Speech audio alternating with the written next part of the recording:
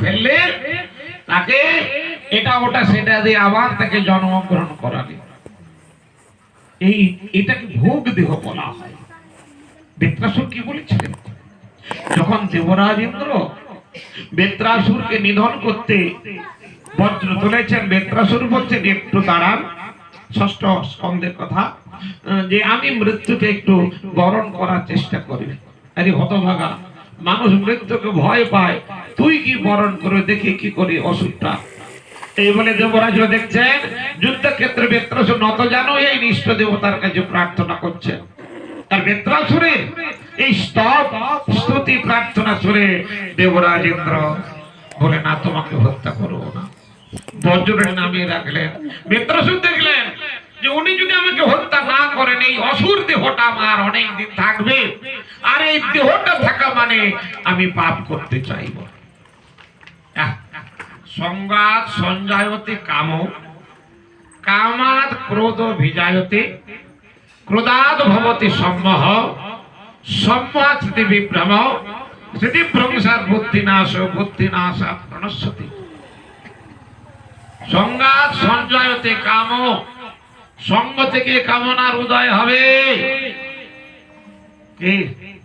আগে সাইকেল ছিল না, পাড়াতে একজন সাইকেল কিনলো, তখন ছেলেদের মনে কি বাসনা জাগলো, সাইকেল। এই সঙ্গ থেকে কামনা জাগলো, পাশের মানুষরা এটা ওটা সেটা খাচ্ছে, ওদের সঙ্গ হলো, ওখান থেকে আমার কামনা জাগলো।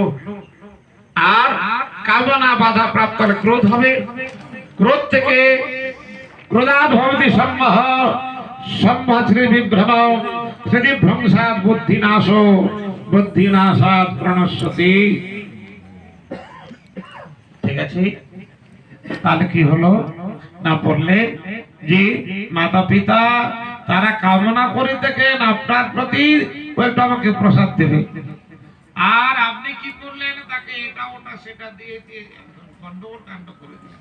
তাহলে এতদিন হরি কথা শুনে কি লাভ হলো? এতদিন ভক্তি জীবন যাপন করলে কি হলো? যত পার্শ্ব চাপ আসুক, যত ঊর্ধ্ব চাপ, যত নিম্ন চাপ যাই আসুন না কেন, বিশ্ব যদি চলে যায় কাঁদিতে কাঁদিতে, একা আমি পড়ে নেব কর্তব্য সাধুতে। যতই আপনার প্রিয়জনেরা বলুক না কেন এটা ওটা সেটা দিতে হবে, আপনি কিন্তু কোনো কথায় কর্ণপাত না করে বলবেন আমি এক বেলা নয় 5 বেলা তোদেরকে গোবিন্দের প্রসাদ সেবা দেব, কিন্তু কোন অবস্থাতেই আমার পিতার পারলোক ক্রিয়াতে আমি অমেদ্য বস্তুর ব্যবস্থা করব না। এই হচ্ছে ভাগ্য সিদ্ধান্ত। যাই হোক, তা বৃত্রাসুর বলছেন এই ভোগ দেহ আমি রাখতে চাই না। উনি দেবরাজ ইন্দ্রকে গালিগালাজ দিতে শুরু করলেন। দেবরাজ ইন্দ্র ভুলের ফাঁদে জড়িয়ে পড়ে বৃত্রাসুরকে নিধন করলেন। বৃত্রাসুরের মুক্তি হয়ে গেল। এটা ভোগ দেহ বলা হচ্ছে। এই দেহটা আছে মানে ভোগ করব। আর এই যে বর্তমান যে শ্রাদ্ধের প্রসেসিংটা, এর তাৎপর্যটা কি? তোমার পিতা মৃত্যু হয়েছে, দেহটা গুড়ে গিয়েছে, একে ঘাট পিণ্ড দাও, ওর দেহটা গঠন হবে। 1 বছর বাদে তোমার বাবা আবার জন্মগ্রহণ করবে, একে বড় শ্রাদ্ধ। কিন্তু আমার বাবা যদি গীতা পুস্তক সংযুক্ত অবস্থায় তার মৃত্যু হয়, তিনি যদি বৈকুণ্ঠে চলে যান, তাকে আবার পিণ্ড যদি জন্মগ্রহণ করাই, তাহলে তার প্রমোশন হবে না ডিমোশন। কিন্তু শ্রাদ্ধ মানে অর্থদৈহিক ক্রিয়া, ঊর্ধ্বগতি। আর আপনি কি করলেন? তার অধোগতি করলেন। আবার প্রশ্ন জাগবে, তিনি বৈকুণ্ঠে গিয়েছেন কি না গিয়েছেন আমাদের জানা নেই। তাহলে কি করব? না, এমন একটা কাজ করুন যেটা সকল অবস্থাতে গ্রহণযোগ্য হবে। তিনি যদি প্রেত হয়ে থাকেন তাহলেও দেওয়া যাবে, তিনি বৈকুণ্ঠে গেলেও তাহলেও দেওয়া যাবে। সেটা কি? ভগবানের দুটো পঙ্ক্তি বসেছে, একদল আমিষ ভোজী, একদল নিরামিষ ভোজী। মাছ নিয়ে গেলে যারা আমিষ খায় তারা নেবে, যারা নিরামিষ খায় তারা নেবে না। কিন্তু যদি আলু ভাজা নিয়ে যান সবাই নেবে। আবার প্রসাদ যদি নিয়ে যান সকলেই নেবে। এই জন্য প্রসাদ হচ্ছে সার্বজনীন। আমার পিতা প্রেত হন, ভূত হন, আর বৈকুণ্ঠে যেখানেই যান না কেন, তারকে যদি মহাপ্রসাদ দান করি তাহলে তার পরম কল্যাণ হবে। যশ্রাদ্ধ কালে হরি ভুক্ত শেষম। হরি ভুক্ত শেষ, ভগবানের ভুক্ত অবশেষ পিতৃপুরুষের উদ্দেশ্যে অর্পণ করতে হয়। এবং এটা কেবল করে থাকেন কারা? বৈষ্ণব ভক্তজনেরা। এই জন্য ভক্ত বৈষ্ণব সন্তানের জন্ম হলে পিতৃপুরুষেরা তার আনন্দ নৃত্য করতে থাকেন। যাই হোক, ওই যে গন্ধর্বটা, বহু গন্ধর্ব, ওই বাবাজিরা যখন জলে নেমে তর্পণ করতে, এই জন্য প্রত্যেকদিন তর্পণ করতে হয়, পিতৃপুরুষের উদ্দেশ্যে প্রসাদ দান করতে হয়।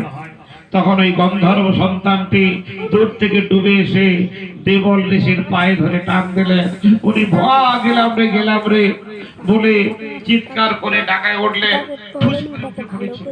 কি হলো বাবাজি? বেশ তো শিষ্য বাড়িতে গিয়ে বেশ এত চাল আর কাঁচকলা ঘি খাচ্ছ, শরীরটি তো ভালো বাগিয়েছ, এত মৃত্যু ভয় কেন? ওরে হতভাগা, তুই আমাকে ভজনে বিঘ্ন ঘটালি, আমার ভজনতে বিঘ্ন। আপনি ভজন না করুন ঠিক আছে, কিন্তু কারো ভজনে বিঘ্ন ঘটাতে নেই। ডুব দিয়ে পায়ে কে ধরে জানিস? না কুম্ভী, যা তোকে কুম্ভরূপী জন্মগ্রহণ করে। ওই হু নাম গন্ধর্ব সন্তান হইল কুম্ভীর। আর সাধুর পরশে শ্রী ভগবানের কৃপাতে আজ পূর্ব জন্মটা ফিরে পেলেন। এবারে ভগবান প্রশ্ন করছেন, বল বেটা তুই বৈকুণ্ঠে যাবি? বলে প্রভু তোমার পায়ে পড়ি, ওই বৈকুণ্ঠ টৈকুণ্ঠ আমার দরকার নেই, আগে আমি যেমনি ছিলাম তেমনি কইরা দিই। অর্থাৎ আমায় যখন সেই